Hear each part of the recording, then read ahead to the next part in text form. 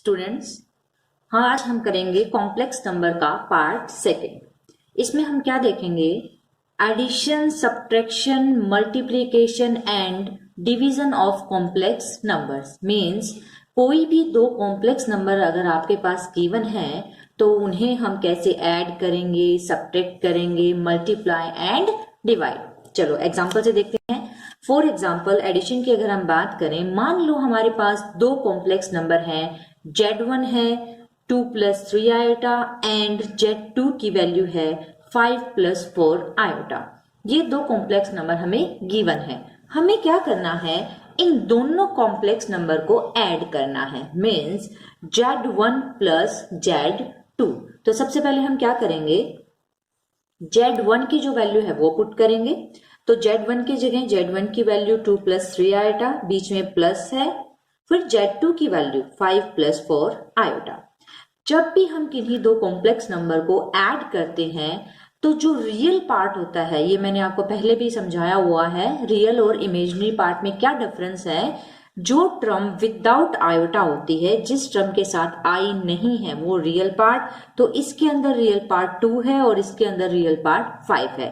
तो जब भी किन्हीं दो कॉम्प्लेक्स नंबर को ऐड किया जाता है तो रियल पार्ट और रियल पार्ट ऐड होता है एंड इमेजिनरी पार्ट और इमेजिनरी पार्ट ऐड होता है। मीन्स आयोटा और आयोटा की टर्म।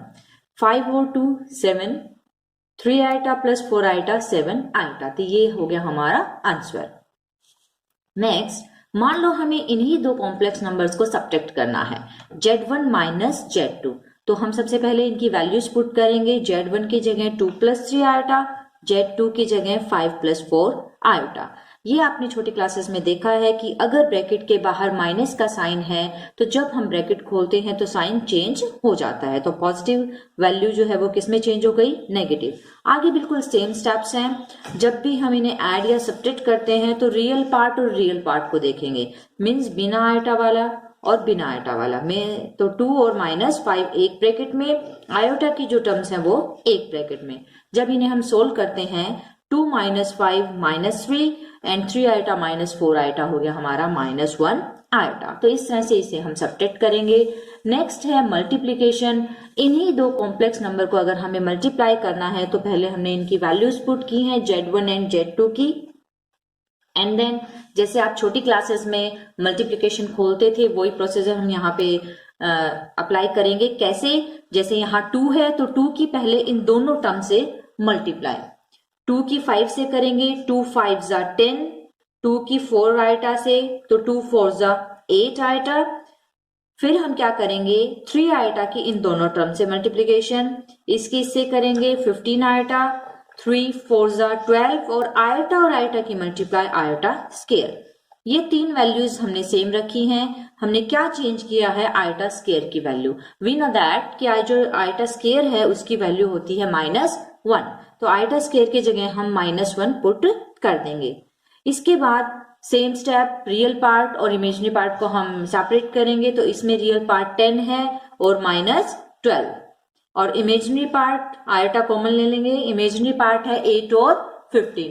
सोल्व करने पे हमारा जो आंसर है वो आता है -2 + 23 आयोटा। नेक्स्ट में हम क्या करेंगे? इन्हें डिवाइड करेंगे। मान लो सेम कॉम्प्लेक्स नंबर्स हमने लिए हैं Z1 एंड Z2, इन्हें हमें क्या करना है? डिवाइड करना है। वैल्यूज पुट करी Z1 की और Z2 की। अगर आपको याद हो तो मैंने फर्स्ट पार्ट में आपको बताया था कि अगर कॉम्प्लेक्स नंबर चैप्टर में डिवाइड में आयोटा की टर्म आती है तो हमें इसको क्या करना पड़ेगा? रैशनलाइजेशन करना पड़ेगा। आपको रैशनलाइजेशन का मीनिंग पता है। जब भी हम किन्हीं टर्म्स के रैशनलाइजेशन करते हैं तो जो टर्म डिनोमिनेटर में होती है उसका साइन चेंज हो जाता है। या पॉजिटिव है, 5 + 4 आयोटा है तो 5 - 4 आयोटा से मल्टीप्लाई एंड डिवाइड। क्या करेंगे? हम 2 की इन दोनों से मल्टीप्लाई, 5 × 2 = 10, 2 की इससे -8 आयोटा, फिर 3 आयोटा की 5 से 15 आयोटा, इसकी इससे करेंगे तो -12 और iota square. Divide by a + b into में a - b का फॉर्मूला होता है a की स्केयर मीन्स 5 की स्केयर - b की स्केयर, यानी कि 4 आयोटा स्केयर। ऊपर वाली ये तीनों वैल्यू हमने सेम रखी हैं, सिर्फ क्या चेंज किया है, आयोटा स्क्वायर की वैल्यू। आयोटा स्क्वायर की वैल्यू हमें पता है -1 होती है, तो आयोटा स्क्वायर की जगह हम -1 पुट कर देंगे। 5 की स्क्वायर 25, 4 की स्क्वायर 16 एंड आयोटा स्क्वायर। अब हमने क्या किया, रियल पार्ट को एक ब्रैकेट में 10 -12 और -1 की मल्टीप्लाई जब हम करेंगे तो प्लस का 12 बन जाएगा, तो रियल पार्ट को एक ब्रैकेट में रखा।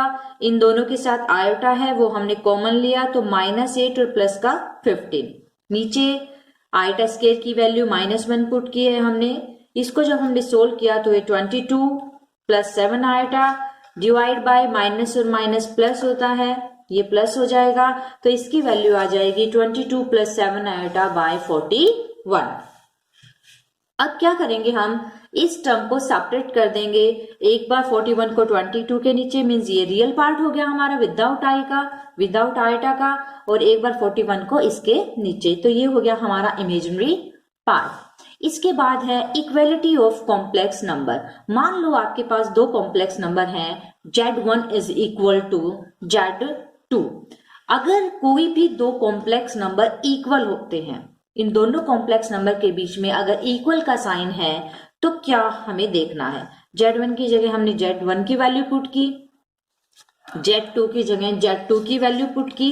अब ये दोनों कॉम्प्लेक्स नंबर इक्वल हैं। अगर कोई भी दो कॉम्प्लेक्स नंबर इक्वल होते हैं तो उनका रियल और रियल पार्ट इक्वल होता है, और इमेजिनरी पार्ट इक्वल होता है। इट मीन्स इधर अगर हम देखें तो इस कॉम्प्लेक्स नंबर में रियल पार्ट है x यानी कि विदाउट i का, और इधर रियल पार्ट है 2, तो ये दोनों आपस में क्या हो जाएंगे, इक्वल। तो यहां से x की जो वैल्यू है वो आ जाएगी 2। सिमिलरली जब हम इमेजिनरी पार्ट की बात करेंगे तो यहाँ इमेजिनरी पार्ट क्या है, जो आयोटा के साथ है वो इमेजिनरी पार्ट कहलाता है, मीन्स y, और यहाँ आयोटा के साथ है -3, तो y की जो वैल्यू है वो आ गई है हमारे पास -3। तो आज का टॉपिक यहीं कंप्लीट होता है।